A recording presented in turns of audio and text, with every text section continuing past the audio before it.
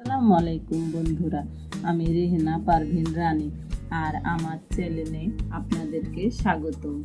আশা করি আপনারা সবাই আল্লাহর রহমতে ভালো আছেন। আমি আজকে আর একটি রেসিপি নিয়ে আসলাম।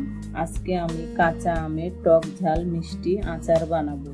এখানে হাফ কেজি আম আছে। আমগুলো আমি চোষা ছিলে এই সাইজের করে কেটে নিয়েছি। আপনারা চাইলে লম্বা করে কাটতে পারেন এবং আরও চিকনও করতে পারেন। লাগবে 1 চামচ পাঁচ ফোড়ন, 6টা সাদা এলাচ। আপনারা এটা অপশনাল, ইচ্ছা হলে দিবেন নইলে দিবেন না। আমাকে এলাচের ফ্লেভারটা ভালো লাগে, ওই জন্য আমি দিয়েছি। 6-7টা শুকনো মরিচ, 1 চামচ মহরি। আমি এটাকে হালকা করে ভেজে এখানে গুঁড়া করে নিয়েছি। লাগবে কাঁচা সরিষা বাটা। এখানে আমি 6টা মরিচ আর সরিষাটা বেটে নিয়েছি। লাগবে 1 চামচ হলুদের গুঁড়া, 1 চামচ মরিচের গুঁড়া, 1 চামচ রসুন বাটা, স্বাদ অনুযায়ী লবণ, 1 কাপ তেল, 2 চামচ ভিনেগার, হাফ কাপ চিনি।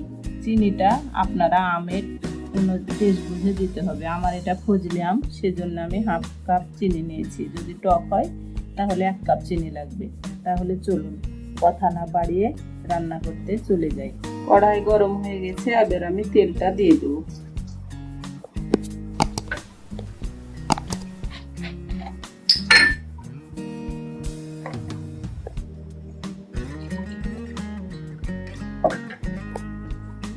তেজপাতা 2টা দিয়ে দেবো।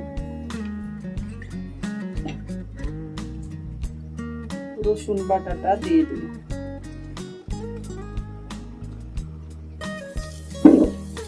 এবার আমি এটাকে হালকা করে 2-3 মিনিট ভেজে নেব।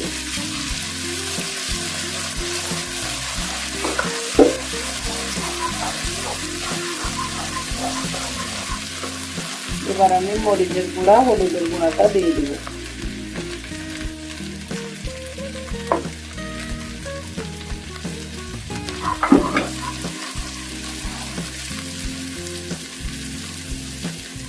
আমি আমগুলো দিয়ে দেব, দিয়ে আমি 2-3 মিনিট ভেজে নেব।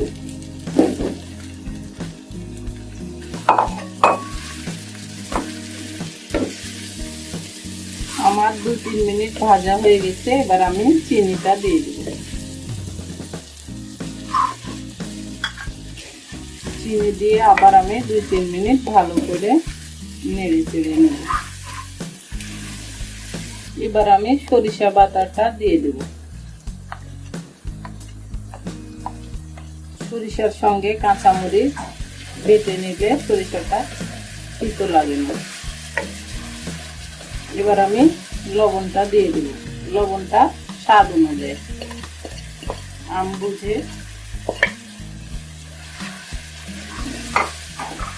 আমে কিন্তু পানি দিতে হয় না, আম থেকে আপনার পানি বাড়ায়।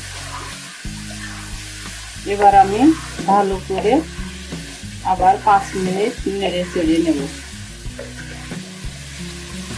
ভিনেগারটা দিয়ে দেব 2 চামচ।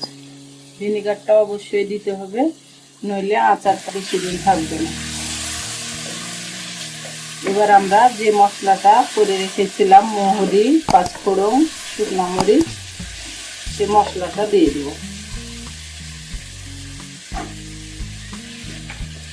এবার আবার ভালো করে নেড়ে চেড়ে নেব। আপনারা চাইলে এই আচারে গুড় দিয়েও করতে পারেন এবং চিনি গুড় দুটা মিশিয়েও করতে পারেন। হয়ে গেছে আমার টক ঝাল মিষ্টি কাঁচা আমের আচার। আপনারা অবশ্যই এভাবে বাসায় বানিয়ে খেয়ে দেখবেন, অসম্ভব টেস্ট হবে। ভিনেগারটা অবশ্যই দিতে হবে, নইলে আচারে ফাঙ্গাস লেগে যাবে।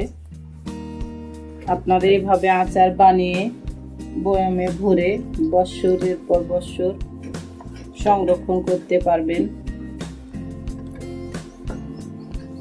দেখুন আচারটা কত সুন্দর হয়েছে। আপনারা অবশ্যই এভাবে বাসায় আচার বানিয়ে খেয়ে দেখবেন এবং আমাকে কমেন্ট করে জানাবেন কেমন হয়েছে। আমার রেসিপিটা যদি ভালো লাগে অবশ্যই আমার চ্যানেলটিকে লাইক, কমেন্ট, শেয়ার করবেন।